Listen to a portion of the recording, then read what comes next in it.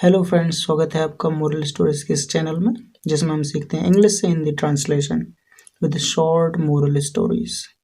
आज की कहानी का टाइटल है ग्रेप्स आर सोर। तो चलिए शुरू करते हैं।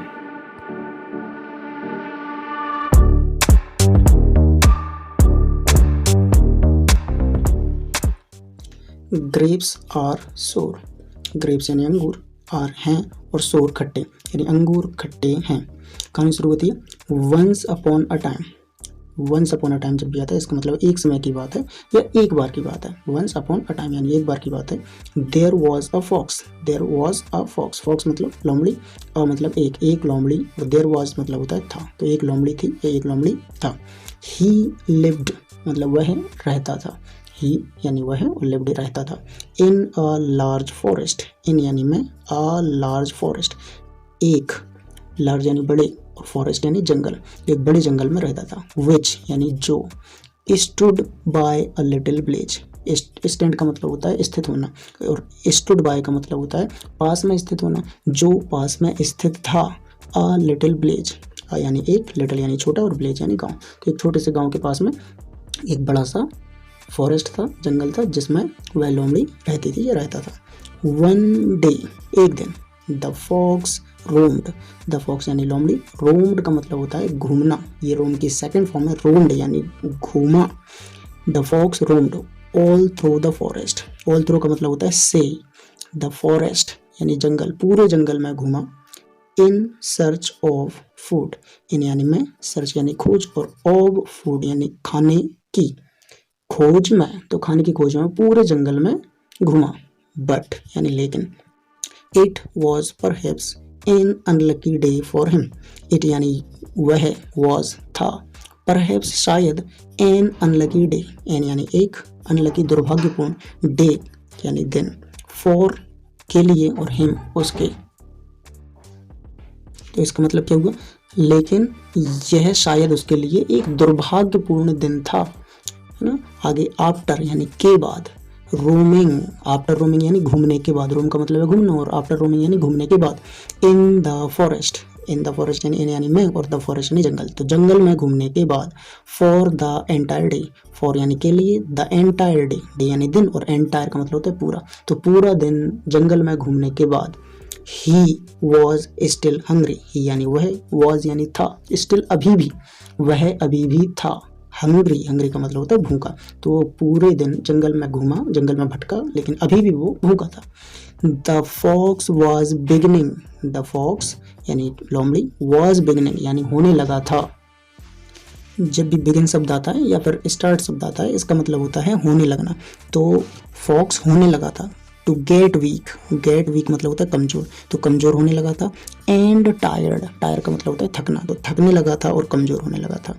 Because of hunger, because of जब भी आता है इसका मतलब होता है के कारण और हंगर मतलब होता है भूख, तो भूख के कारण वो कमजोर होने लगा था और थकने लगा था। अब यहाँ शब्द आया है हंगर। हंगर का मतलब होता है भूख और यहाँ एक वर्ड आया था हंग्री। हंग्री का मतलब होता है भूखा। दो अलग अलग वर्ड हैं, एक ही रूट से बने हुए हैं।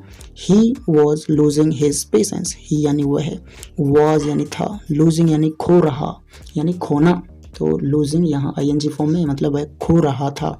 हिज पेशेंस, पेशेंस का मतलब होता है धैर्य, तो वह अपना धैर्य खोने लगा था या खो रहा था। After a lot of searching, after यानी के बाद, अ लॉट ऑफ का मतलब होता है बहुत और सर्चिंग यानी खोज, बहुत खोज के बाद। He came upon a vineyard. He यानी वह, केम अपॉन यानी आ गया, अ वाइन यार्ड, अ मतलब एक और वाइन यार्ड यानी अंगूर के बाग, तो अंगूर के बाग में वो पहुंच गया बहुत सारी सर्च के बाद में। The farmer and his son were away. The farmer यानी किसान, एंड यानी और, हिज सन उसका बेटा, वर थे, अवे दूर, उस समय क्या था, जो किसान था और उसका बेटा दोनों ही दूर थे। The fox noticed, the fox यानी फॉक्स ने, नोटिस यानी ध्यान दिया। The ripe and juicy grapes. The ripe यानी पके हुए, एंड और, जूसी यानी रसीले, ग्रेप्स यानी अंगूर, तो उसने ध्यान दिया किस पर, राइप पके हुए, जूसी यानी रसीले, ग्रेप्स यानी अंगूरों पर। हैंगिंग यानी जो लटके हुए थे, हैंगिंग यानी लटके हुए थे। From the wooden frame, from यानी से, द वुडन फ्रेम यानी वुडन का मतलब है लकड़ी की, तो लकड़ी की फ्रेम से जो पके हुए और रसीले अंगूर थे उन पर उसने ध्यान दिया। He licked his chops, he यानी वह या फिर उसने, licked ये lick की सेकंड फॉर्म है, lick का मतलब होता है चाटना, he licked यानी उसने चाट ली his chops अपने मुंह पर उसने जीभ फेर ली, ये उसका मीनिंग हुआ। आगे है I wish जब भी आता है इसका मतलब होता है मैं, wish यानी इच्छा करता हूँ, मैं इच्छा करता हूँ, या फिर I wish को एक साथ कहें तो काश। I could grab just one bunch, I यानी मैं, could यानी कर सकता, grab पकड़ना, just यानी सिर्फ, one यानी एक और bunch यानी गुच्छा। तो काश मैं सिर्फ एक गुच्छा पकड़ सकता, ये उसने ऐसी कामना की, ऐसी इच्छा जाहिर की। That जो I would eat to my heart's content, I यानी मैं, would eat यानी खाता, to my heart's content, content का मतलब होता है संतुष्ट, तो जो मैं अपने हृदय की संतुष्टि के लिए खाता, ऐसा उसने इच्छा जाहिर की।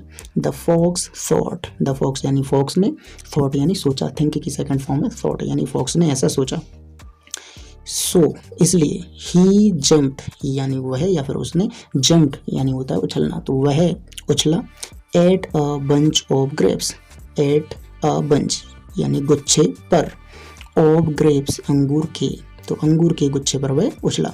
बट लेकिन टू हिज मिसफॉर्चून यानी कि उसके दुर्भाग्य से, टू हिज मिसफॉर्चून यानी उसके दुर्भाग्य से, he couldn't get hold of the bunch, he यानी वह, कुडंट यानी नहीं कर सका, गेट होल्ड यानी पकड़ना, ऑफ द बंच यानी गुच्छे का, तो गुच्छे की पकड़ नहीं कर सका यानी गुच्छे को वो नहीं पकड़ सका। कूदा तो था वह, उछला बंच को पकड़ने के लिए, लेकिन वह पकड़ नहीं पाया।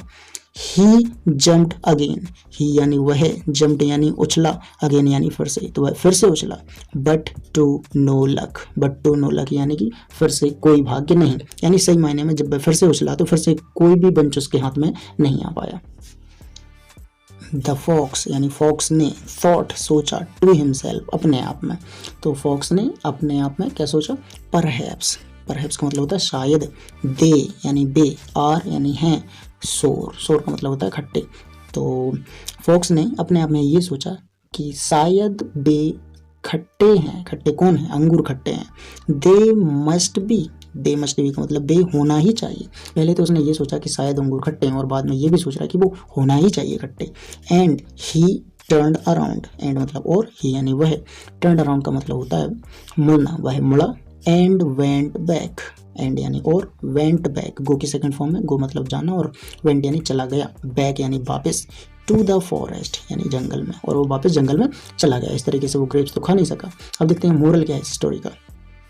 पीपल जनरली हेट, पीपल यानी लोग, जनरली यानी सामान्यतः, हेट यानी नफरत करना, तो लोग सामान्यतः नफरत करते हैं। वॉट यानी जो, दे कांट गेट, दे यानी बे, कांट यानी नहीं कर सकते, गेट यानी पाना या मिलना, तो लोग सामान्यतः उस चीज़ से नफरत करने लगते हैं जो उनको नहीं मिल पाती है। सो फ्रेंड्स, यदि आपको वीडियो पसंद आई हो तो लाइक करें और इसी तरीके की वीडियो पाने के लिए चैनल को सब्सक्राइब करें और साथ ही बेल आइकन को भी प्रेस करें जिससे आपको लेटेस्ट नोटिफिकेशन मिल सके। And as always, thanks for watching.